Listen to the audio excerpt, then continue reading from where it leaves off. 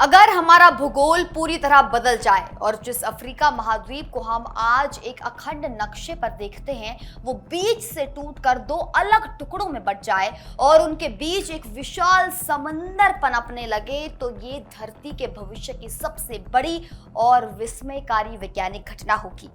Earth science और वैज्ञानिक भूविज्ञान के गलियारे से इस वक्त की सबसे बड़ी और चौंकाने वाली वैज्ञानिक रिसर्च सामने आ रही है। भूवैज्ञानिकों ने दावा किया है कि अफ्रीका महाद्वीप उम्मीद से कहीं ज्यादा तेजी से दो भागों में टूटने की ओर बढ़ रहा है। प्रतिष्ठित जर्नल नेचर कम्युनिकेशंस में पिछले महीने प्रकाशित एक शोध के अनुसार पूर्वी अफ्रीका में स्थित 500 किलोमीटर लंबा तुर्काना रिफ्ट, जो केन्या और इथोपिया तक फैला हुआ है, इस महाविभाजन का मुख्य केंद्र बन चुका है। ये ईस्ट अफ्रीकन रिफ्ट सिस्टम का हिस्सा है, जहां धरती की तीन बड़ी टेक्टोनिक प्लेट्स अरेबियन, अफ्रीकन और सोमाली प्लेट्स आपस में मिलती हैं।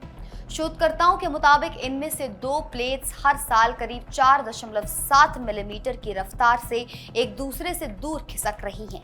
आखिर क्या है तुर्काना रिफ्ट की वो नेकिंग स्टेज जिसने वैज्ञानिकों को हैरान कर दिया है, और इस विभाजन का मानव विकास, ह्यूमन एवोल्यूशन से क्या कनेक्शन है? आइए जानते हैं इस पूरी रिपोर्ट में। नमस्कार, मैं हूं आपके साथ निकिता रावत और आप देख रहे हैं इंडिया न्यूज। ये पूरी रिसर्च कोलंबिया क्लाइमेट स्कूल के लेमोंट डोहर्टी अर्थ ऑब्जर्वेटरी के शोधकर्ताओं द्वारा की गई है। वैज्ञानिकों का कहना है कि तुर्काना रिफ्ट दुनिया का इकलौता ऐसा एक्टिव रिफ्ट बन गया है जो इस समय नेकिंग फेज से गुजर रहा है, जो एक नए महासागर बेसिन के बनने से ठीक पहले का बेहद महत्वपूर्ण चरण होता है। स्टडी की लीड ऑथर और कोलंबिया यूनिवर्सिटी के शोधकर्ता क्रिश्चियन रोवान के मुताबिक तुर्काना रिफ्ट के नीचे की धरती की ऊपरी परत यानी कि क्रस्ट बेहद पतली हो चुकी है। ये संकेत देता है कि ये क्षेत्र कॉन्टिनेंटल रिफ्टिंग के आखिरी और बेहद नाजुक दौर में पहुंच चुका है। 45 मिलियन साल पुराना इतिहास है इसका। जी हाँ, तुर्काना रिफ्ट ने करीब 4.5 करोड़ साल पहले एक दूसरे से दूर खिंचना शुरू किया था। वैज्ञानिकों ने पाया कि इतिहास में पहले भी यहाँ रिफ्टिंग का एक नया दौर आया था, जिसने भले ही महाद्वीप को अलग नहीं किया, लेकिन वहां की क्रस्ट को बेहद कमजोर और पतला जरूर बना दिया। यही वजह है कि मौजूदा फेज इतनी तेजी से आगे बढ़ रहा है।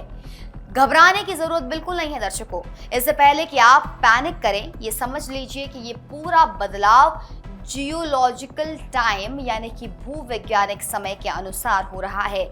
इसे अगले चरण यानी कि ओसेनाइजेशन तक पहुंचने में अभी जो है कम से कम कुछ लाखों सालों का वक्त जरूर लगने वाला है। जब दरारों से मैग्मा बाहर निकलेगा और उत्तर में हिंद महासागर के पानी के लिए एक नया समुद्री तल तैयार करेगा, तब जाकर के एक ओशन बनेगा, एक समुद्र बनेगा। इस शोध का सबसे दिलचस्प पहलू मानव इतिहास और हमारे विकास यानी कि ह्यूमन एवोल्यूशन से जुड़ा हुआ है। तुर्काना रिफ्ट को वैज्ञानिकों के बीच गार्डन ऑफ ईडन के नाम से भी जाना जाता है।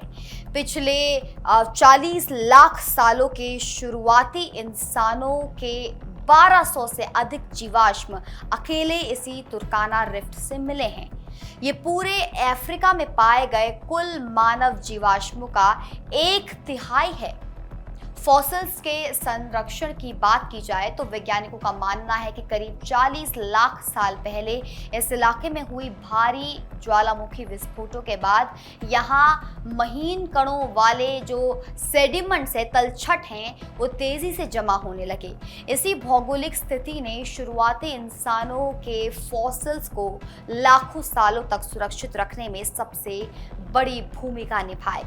इस पूरी रिसर्च को टेक्टोनिक और क्लाइमेट मॉडल से जोड़कर देखा जा रहा है, जिससे ये समझने में मदद मिलेगी कि कैसे बदलते भूगोल और मौसम ने इंसानी सभ्यता के शुरुआती दौर को प्रभावित किया था।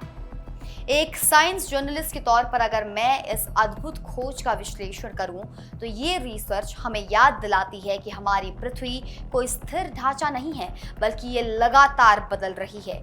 भले ही इस महाद्वीपीय विभाजन को पूरा होने में लाखों साल लगेंगे, लेकिन तुर्काना रिफ्ट में हो रही हलचलें आज के वैज्ञानिकों को पृथ्वी के निर्माण और मानव उत्पत्ति के वो अनसुलझे रहस्य बता रही है जो अब तक छिपे हुए थे।